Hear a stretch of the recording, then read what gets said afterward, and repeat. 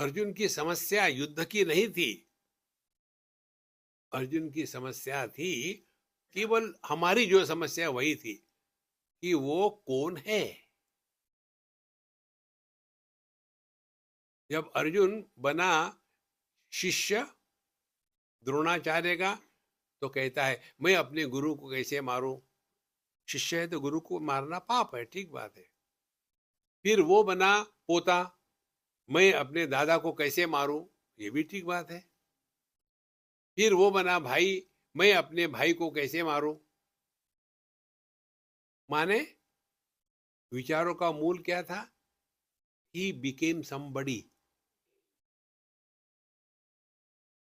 लेकिन युद्ध के मैदान में कौन होना चाहिए था? योद्धा।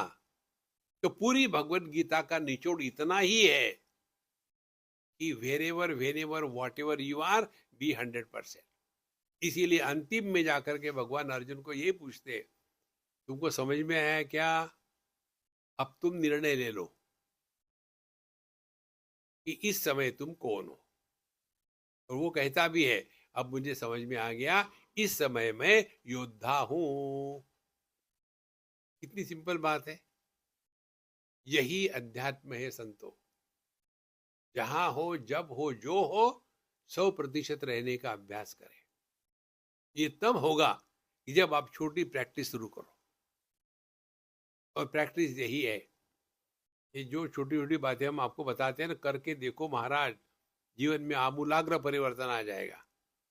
पहली टेक्निक, पहले समझ लो, मन प्रकट होता है शब्दों के रूप में।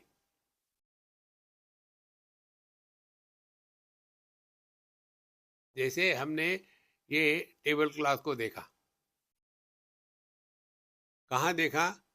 आंखों से ये मन इस वस्तु को ग्रहण करता है। अब ग्रहण किया, चुप रहे तो ठीक है। नहीं नहीं, इसके ऊपर हम दूसरा कपड़ा डालना चाहते हैं, इसमें क्या खराबी है? माने हमको एक ये आदत हो गई है कि हर चीज को देखने के बाद कुछ ना कुछ कमेंट करनी है। तो जगत में हमारा जो मन है वो रिएक्शन करता है शब्दों के माध्यम से। उसके लिए ये ट्राई करो, यदि हम अपने आप से ना बोले तो आपका मन शुद्ध चैतन्य है उतने समय के लिए। उसी को कहते हैं निर्विकल्प समाधि। अपने आप से मत बोलो।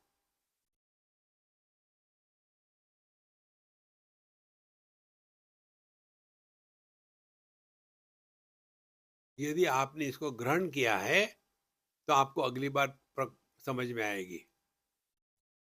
मन में विचार आते हैं, हम कंप्लेन करते हैं, लेकिन विचार क्या है? चिंतन करो। क्या हमारे मन में विचार आते हैं कि विकार आते हैं? विचार और विकार में बहुत भेद है, बहुत फर्क है।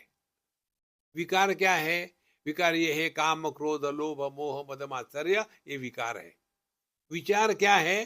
चिंतन है कि मन में जो विचार आते हैं वो कैसे प्रकट होते हैं? शब्दों के माध्यम से। यदि शब्द ही ना हो तो विचार अपने आप शांत हो जाते हैं।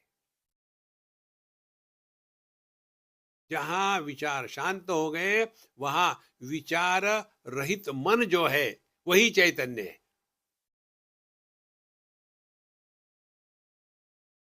करना कुछ नहीं है। जितनी आध्यात्मिक साधना है अपने मन को ठिकाने पर रखने की है, और कुछ नहीं। तो जैसे जैसे ये सूक्ष्मता बढ़ती है तब आप इसको और विस्तार से करो। तो जैसे हम अपने घर से बाहर निकलते हैं तो कपड़े पहन के निकलते हैं, घर में से ही निकले लेकिन कपड़े पहन के, उसी प्रकार से मन से ही विचार बाहर निकलते हैं। विचारों के कपड़े होते हैं शब्द। बिना शब्दों के विचार करके देखो।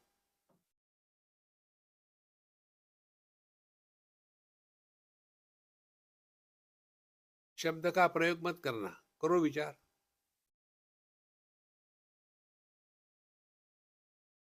देखो संतो, ये सब बातें इतनी सूक्ष्म है और अपने में है, किसी को पता भी नहीं चलेगा। आप बैठे हुए हो, सब लोग हैं, आप भी चाय पी रहे, कॉफी पी रहे, बात कर रहे हैं, लेकिन आपकी बैठक अपने स्वरूप में है। तो धीरे धीरे आपको इसमें रस आने लगेगा,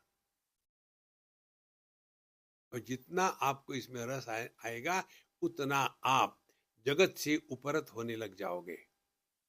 और फिर कौन आया कौन गया, किसने क्या किया किसने क्या नहीं किया, इससे हमको कोई मतलब नहीं।